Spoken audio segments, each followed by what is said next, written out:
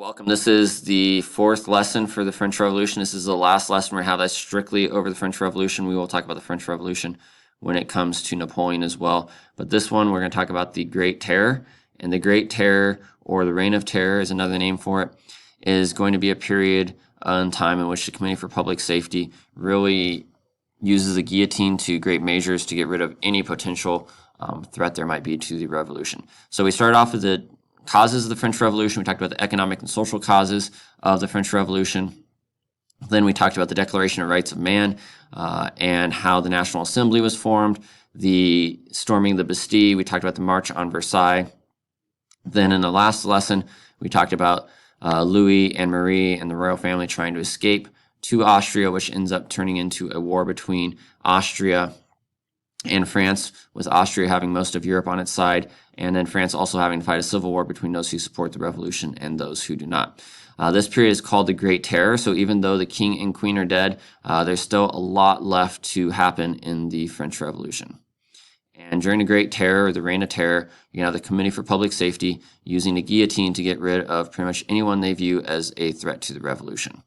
And one of the biggest threats for them was the Roman Catholic Church. So before the revolution, the Roman Catholic Church was very powerful. 95% of France was Catholic, belonged to the Roman Catholic Church. Much of the land and the wealth was belonged to the church. You had the Estates General, where they had 1/3 of the vote in the Legislative Assembly. But during the French Revolution, they're going to lose power. And then during the stage of the Great Terror, they're actually going to be rooted out and killed and all their power removed. So before the French Revolution, much of the land, church land and property, they had a lot of land and property in France, but during the French Revolution, a lot of this property was sold or taken over by the government. In fact, the Jacobin Club, which is basically the more extreme measures, mainly group that started the Committee for Public Safety, which is a dictatorship, basically, that was run by Maximilien Robespierre and 11 others. And they're going to declare martial law and take the French Revolution even more extreme. But before the French Revolution, the church is very wealthy. It's also the largest landowner in the country. You can see the temple, or the Church of Notre Dame in Paris. This is a very famous and one of the most famous churches in the Roman Catholic Church even today, although it did have some damage taken a couple years ago with a big fire. But people sent money from all over to help rebuild it. So the Roman Catholic Church was very, very powerful before the French Revolution. During the French Revolution, it's going to be targeted, and a lot of the people in the Roman Catholic Church are going to be killed. So one of the major things for France during the French Revolution was making people in the Roman Catholic Church, specifically priests and other church officials, take the civil constitution, the oath for the civil constitution of the clergy. Now, this is going to pledge allegiance to France over the Roman Catholic Church. And if a priest refused to this, they were called non-juring priests, and they were punished, oftentimes even killed. Now, if you did take the civil constitution of the clergy, if you did take that oath and pledge your allegiance to France, you actually most of these people got excommunicated from the church by the Pope himself. So those who agreed with the civil constitution, who took the oath of the civil constitution, were excommunicated from the Roman Catholic Church by Pope Pius VI. And you can see them taking the oath in this picture here. Now, during the terror, religious statues, crosses, other signs of worship were destroyed. France replaced the Christian calendar with a 7-day week, the 7-day week with a 10-day week. You developed civic cults, which were introduced to replace this Catholic Church. So these are new religions being formed or things based off of reason. The most famous of these being the cult of the Supreme Being, which was introduced in this big ceremony by Maximilien Robespierre, where he comes down from his papier-mâché mountain and does all these things that make people think that maybe Maximilien Robespierre has gone crazy. Maybe he's trying to create a religion that makes himself a god. Maybe he's trying to make himself the king. But they really started to worship people that they viewed as saints, which would be like Jean-Paul Marat, and people who were martyrs or people who died for the French Revolution. Now, this leads to the rapid fall of Maximilien Robespierre, and will end up having him killed. The Pope at the time, much of this is going on, is Pope Pius VI. He was condemned. He condemned the French Revolution. He spoke against it.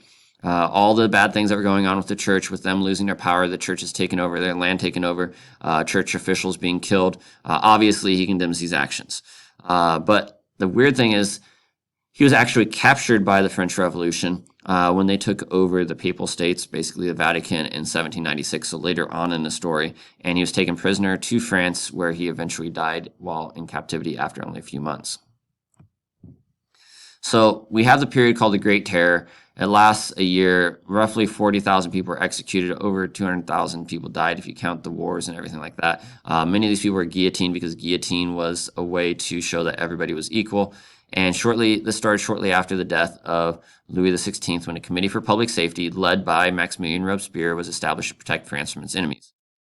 However, the Committee for Public Safety really declared martial law and ruled this as a dictatorship, and were probably worse than anything that Louis actually did. So they would execute anyone who they thought would be against the revolution, anyone who would be loyal to the king or to the church, or anyone else, anyone who just didn't seem enthusiastic enough about the French Revolution could be killed, and they would find you guilty under these courts that were called royal tribunals or royal tribunes, and they would find you guilty or revolutionary tribunals, and they find you guilty and beheaded without hardly any evidence for that. So they had police spies everywhere, spying in bread lines and all sorts of other things. And if they suspected you, you would most likely be tried by these revolutionary tribunals and killed. Now you have two kind of rival groups. You have the Dantantes and the Girondins. The Dantantes were the people who supported, really thought that the revolution had gone too far, tried to bring back normalcy, led by Georges-Jacques Danton, and they were Robespierre's political rival. They were arrested and guillotined in a few days, and this leads to the death of Danton, as you can see in this picture here. And Robespierre is going to have to find more and more enemies with Danton, the king, the church, all these people are already being executed. So between July 27th and 28th, Robespierre is arrested along with members of the Committee for Public Safety. He is executed using a guillotine.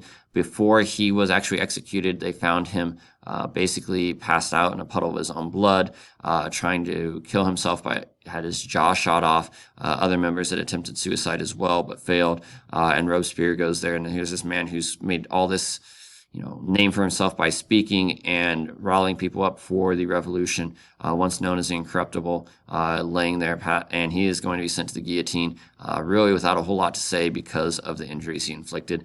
And over the course of the next few months, the remaining supporters of Robespierre are going to be executed as well. They're going to set up a thing called the Directory, and this is going to lead to eventually Napoleon Bonaparte overthrowing the Directory many years later, having a coup d'etat and becoming the eventual emperor of France, which many people claim as the end of the French Revolution.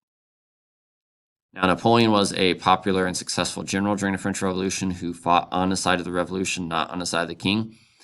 And this is going to cause great change, not only in France, but it will cause great change throughout Europe with his conquests and everything he does after he becomes emperor of France. So that will lead us to our next unit. Thanks for listening. If you have any questions, let me know, and we will pick back up with Napoleon in the next unit. All right, thanks. Bye.